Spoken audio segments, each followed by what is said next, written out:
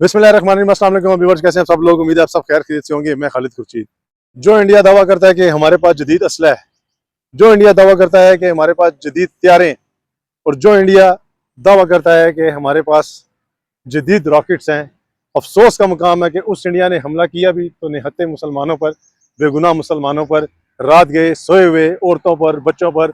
शर्म का मुकाम है। थू, इसको हमला कहते हैं। इतना जदीद असलाह रखने के बावजूद ये आप लोगों ने हमला किया। आप लोगों को शर्म आनी चाहिए, आप लोगों को डूब मरना चाहिए जो आप लोगों ने किया है। आप लोगों ने हमला तो किया, लेकिन शायद आप लोग ये भूल गए कि आप जिस मुल्क पे हमला कर रहे हैं वो मुल्क कोई चूचू का मुरब्बा नहीं है। वो मुल्क भी अल्हम्दुलिल्लाह अल्हम्दुलिल्लाह अल्लाह का शुक्र है एटमिक ताकत रखने वाला मुल्क है।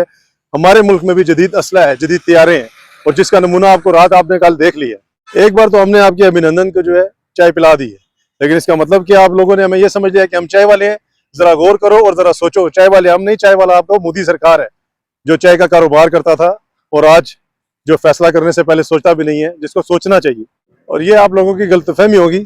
आप लोगों ने ये सोचा होगा कि पाकिस्तान के अंदरूनी मामलात हैं, आपस में उनके पॉलिटिक्स के मामलात चल रहे हैं और अवाम तो बिल्कुल ही वहाँ पॉलिटिक लीडर्स के पीछे खड़ी होंगी। ये इस तरह के मामलात है। ये सिर्फ हमारे अंदरूनी मामलात हैं। हमारे जब पाकिस्तान के ऊपर बात आती है और बाहर का हम किसी को भी आग नहीं देते, हमारे मुल्क को गंदी नज़र से देखे या मैली नज़र से देखे। जब हमारे पाकिस्तान की बारी आती है उस टाइम हम सब एक हैं, चाहे वो गोरा है, काला है, चाहे वो पाकिस्तान में रहने वाला हिंदू है, सिख है, मुस्लिम है, हम सब अपने पाकिस्तान के लिए एक हैं और हम सब अपनी फौज के साथ हैं। और हमारी तरफ से हमारी फौज के लिए दुआएं हैं। जो इंडिया की अवाम है उस अवाम से भी जो है मैं कहता हूं कि आप लोगों ने अगर सच जानना है तो थोड़ी देर के लिए अपने न्यूज़ चैनल को छोड़ के पाकिस्तानी न्यूज़ चैनल या दूसरे मुल्कों के न्यूज़ चैनल देखें, ताकि आपको सच्चाई से आगाह हो, आप लोग, आपको सच्चाई के बारे में पता चले। क्योंकि आप लोगों के जो अपने चैनल है, न्यूज़ चैनल, वो उनको सिर्फ सिवाय ये वो शाह शू पा, इसके अलावा उनको कुछ भी नहीं आता है। तो अगर आप लोगों ने सच्चाई देखनी है तो पाकिस्तानी न्यूज़ देख लें। पाकिस्तानी न्यूज़ देखने से कोई बुरी बात नहीं, हम भी यहाँ पर इंडियन न्यूज़ देख रहे थे ताकि हमें पता चले कि इंडिया में क्या हो रहा है। इसी तरह आप भी पाकिस्तानी न्यूज़ चैनल देखें, किसी और मुल्क के न्यूज़ चैनल देखें। हमारे जो एयरफोर्स के बहादुर सिपाही थे उन्होंने अपना बदला लिया, और ऐसा बदला लिया कि इंडिया के छक्के तो क्या, चौके, अठे, दसे सब कुछ उड़ा दिए। ये हमारे आका सल्लल्लाहु ने फरमाया है कि जंग की कभी भी ख्वाहिश मत करो, लेकिन अगर आप लोगों पर जंग मुसल्लत की जाए तो फिर सबसे पहले उनकी गर्दनें उड़ाओ। बेगुनाह लोग चाहे हमारी साइड के मरें या उनकी साइड के मरें, दुख दोनों का बराबर है। बहरहाल, जैसा कि मैं अभी थोड़ी देर पहले सुन रहा था इंडिया के एक न्यूज़ चैनल पे, कोई भाई साहब बैठे हुए थे, रंगीन टोपी उन्होंने पहनी थी तिरछी।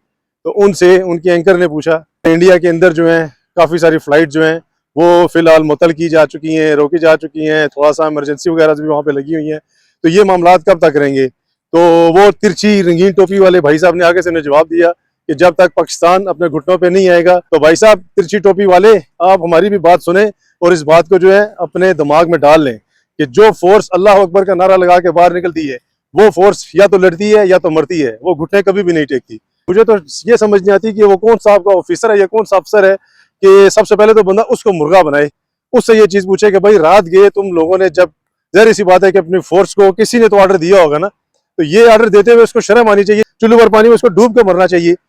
मजा तो तब आता है ना कि फोर्सेस वर्सेस फोर्सेस होनी चाहिए। आप हमारे साथ जंग करें, वार का मतलब ये है कि आपके साथ जो जंग करते हैं और फौज के साथ आप मुकाबला करें, और हथियार वाली फौज के साथ मुकाबला करें अगर आपके पास हथियार है। बेगुनाह लोगों को मारने का ना हमारी फौज को ये सिखाया गया है और ना हमारी फौज कभी किसी बेगुनाह पे हमला करती है। क्योंकि जब वो फौज में जाते हैं हमारे फौजी, तो उनको शुरू में ये चीज़ बताई जाती है कि 10 गुनहगार चाहे ही बच जाएं लेकिन कोई बेगुनाह ना मारा जाए। और हमारा इस्लाम हमें दर्ज देता है कि किसी बेगुनाह पर ना तो हमने जुल्म कर रहे हैं, चाहे कोई मुस्लिम है या गैर मुस्लिम है, ना तो उसका कभी हक मारा जाए और ना उस पर जुल्म किया जाए, बल्कि उसको उसका हक दिया जाए। आपके यहाँ जो जुल्म हुआ उसमें हमें भी अफसोस है, गलत हुआ, वो नहीं होना चाहिए था। लेकिन दुख की बात यह है कि बजाय उसकी तहकीकात कराने के आपने दूसरी बात ही नहीं की और पाकिस्तान के ऊपर उसका इल्ज़ाम लगा दिया। तो अगर तो इस तरह का कोई भी मामलात होते हैं तो आपको पता है कि उसकी तहकीकात कराई जाती है। तो ये बात वही आ जाती है कि इस टाइम जो है इंडिया की अवाम या पाकिस्तान की अवाम, इसका कोई चक्कर नहीं है। ये चक्कर सिर्फ एक है जो वहाँ के मोदी सरकार है। इस टाइम जो उनके पेट में दर्द पड़ा हुआ है, तो पेट का दर्द उनका जो है सुकून आ जाएगा, लेकिन अपनी अवाम पर जुल्म मत करें। जैसा कि मैंने पिछली भी अपनी एक वीडियो में कहा था, जंग कोई भी मुल्क जीते लेकिन नुकसान दोनों का होता है। तो इसलिए अपने अवाम के बारे में सोचें, अपने मुल्क के बारे में सोचें। जो अवाम बेगुनाह लोग आपके अपने मुल्क साइड पे हैं उनके बारे में सोचें।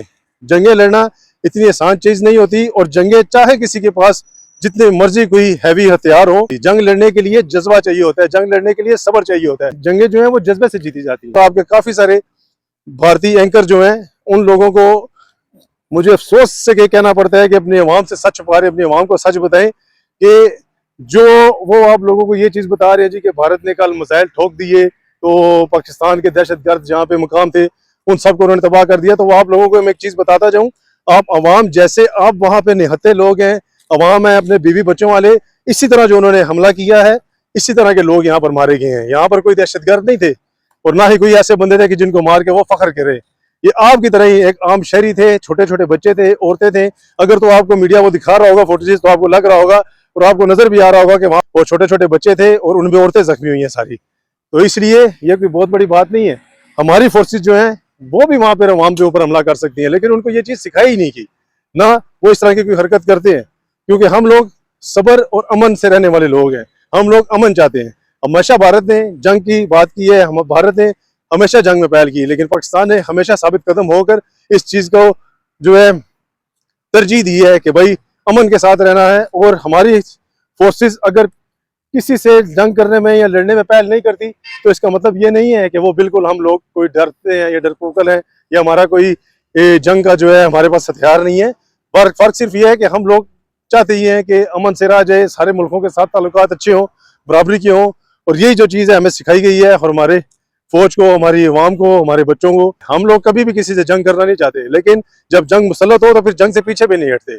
और जो भी भारतीय मीडिया वाले हैं, मैं समझ सकता हूँ कि जाहिर सी बात है आपका दारोमदार, आपका कारोबार सारा मीडिया पर ही चलता है, तो आप जितनी मीठी गोलियां बेचते हो उतने ही आप लोगों के मामला चलते हैं। लेकिन थोड़ी देर के लिए मुंह में मीठे लॉलीपॉप डाल के आप लोग सच का सामना करें और अपनी अवाम को सच बताएं और उनको ये चीज बताएं कि आप लोगों ने जुल्म किया है और बदले में आप लोगों के साथ आपको जो है उसका मुंह तोड़ जवाब भी दिया गया।